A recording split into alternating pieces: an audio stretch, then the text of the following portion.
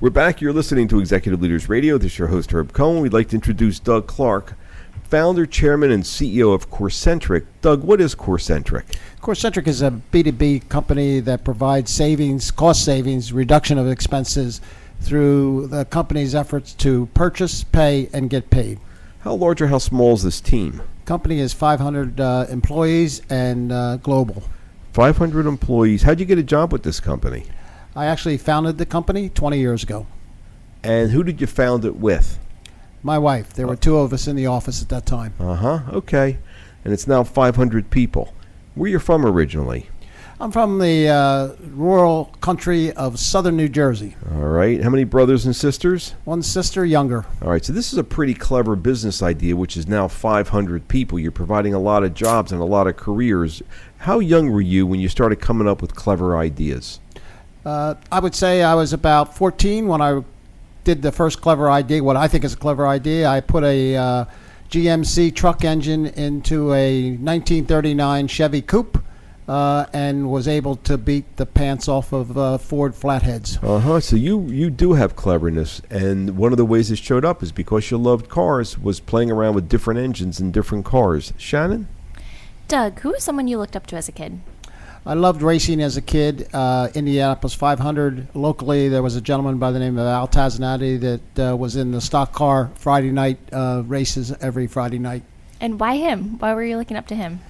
He was a person with grit, and he was always number one, and he would be really aggravated if he wasn't number one. So it was that passion to be number one that I looked up to him for. And what have you learned from him that you bring with you to your business today? Even it really goes beyond him, and it's racing in its totality. In order to be number one, you got to be creative, you got to be different, and you got to be able to accept adverse conditions. You could be leading a race and have a $5 part kill you, and so you just got to come back the next day. Doug, can you tell us a little about your father? My father owned a gas station, and so that's probably where I got a little bit of the entrepreneurial spirit. And he was a gentleman that really felt that things had to be done right, and you really had to stick with it to the end. And what did that mean to you for him to set the bar very high for you as a youth? Well, I think it's really given me the insight and the wherewithal internally to continue to move forward and just do the right thing. And you told us about your dad. He was a builder and built a couple houses, and one time you had a problem, and the foundation failed. And how did your dad react? He reacted in the way that I think that we all find it difficult. He said, "Okay, the walls collapsed. Let's go rebuild it again, and we'll start the next day." And how did seeing that happen impact how you lead your team today? I really try to tell my team that don't be afraid to make a mistake. Mistakes happen, unforeseen events happen. Just go out and get it done, and if you learn from the mistake, just don't do it again. Matthew? But don't be afraid to make a mistake. Doug, how young were you when you were able to drive? I was a little under the legal, the actual legal driving age in New Jersey was 17. How'd you arrange that? What'd you do? There was a farmer's rule that you could drive at 16, get a farmer's license, but you had to be driving a pickup. So I threw a box in the back of that 1939 Chevrolet and got a farmer's license.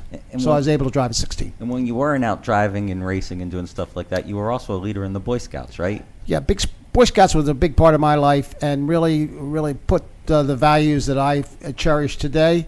And I had my mentor back at that time was the scoutmaster for that troop. He was a terrific guy. And why did he pick you to be the leader?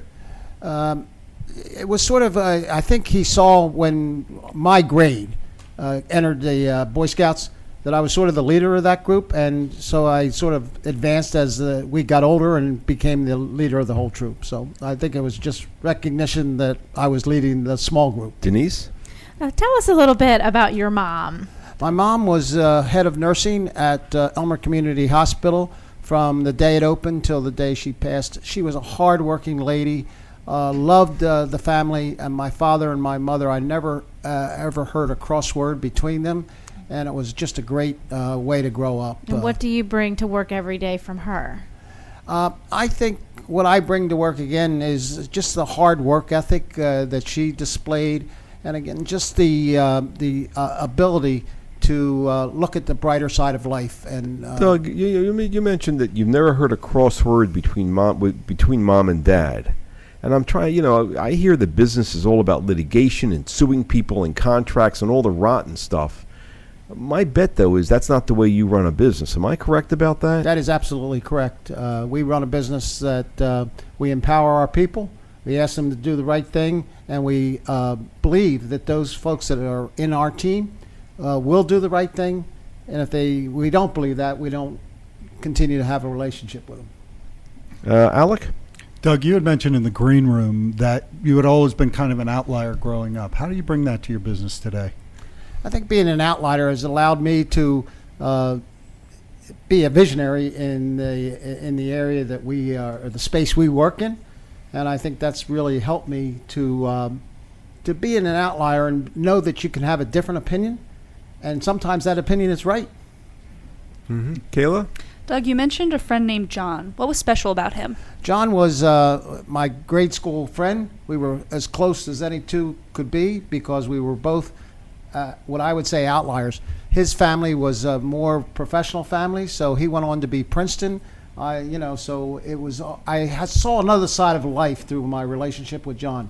When he moved away, I was sort of left on an island, and he actually went to the same high school, and he was with the smart people, and I was with the drag racers. So that's. How's that affecting your building the team nowadays? How does it? Yeah, because you were hanging out with the kids that were smarter than you and that went to Princeton. How's that affecting your building the team? Well, I think the way I look at life and that particular question is, it takes many different talents to win the team, to form a team, and so there's many different people that can bring those talents to bear. And that's what I felt is really the lesson I learned. So you're not dominating the team. You're not telling everybody what to do. You want people that are smarter than you around you, don't you?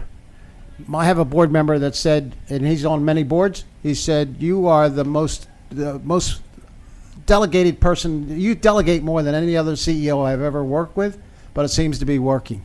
Well, you're building a company that's successful at 500 people over 20 years. Something's working. Something's correct about your philosophy. You're proving it every day, aren't you? Yes, and I believe trust in the people. Well, tell us more about that. What do you mean? Because you know something that most don't, because you built a business of 500 people over 20 years. What do you know that's special? Well, my mentor said to me early on, you hire somebody better than you are in the discipline you're trying to do. You give them the responsibility, but responsibility without authority is worthless. And if you do those two things, they'll be good. Make sure they get the credit. Wow, so you're not the guy that stands up in front and takes credit for everything either. You give them the responsibility, you give them the authority, and then you tell them they did a good job in front of everybody, don't you? That is correct. Next question. Doug, before we went on, you insisted that you started the company with two people and we had to give your wife a little credit. Tell us what your wife brought to the company when you started it. What was her role? Well, my wife was raising 4 children at the same time. Again, it's that whole work ethic, and she really was the person behind the scenes that allowed me to go out and create more customers and more suppliers and all the things that were very important at that point in time. Doug, I'm curious. You're teaching big businesses how to be smart with their money.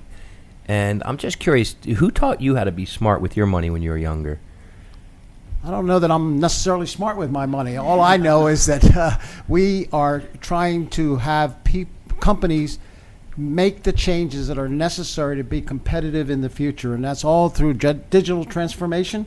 So not only is it it's all about the people, the process, and the technology that we're trying to impart to the companies we're working with. Tell us more about that. Where'd you get this vision? The vision is a combination of my experiences in life, particularly my business life. And I'm very passionate about my business and my business visions and those kinds of things. So being from an accounting, being on Wall Street during the paper crisis, I know how Doug, much paper. I got a question. If you wanted to retire, could you retire? I'm not retiring.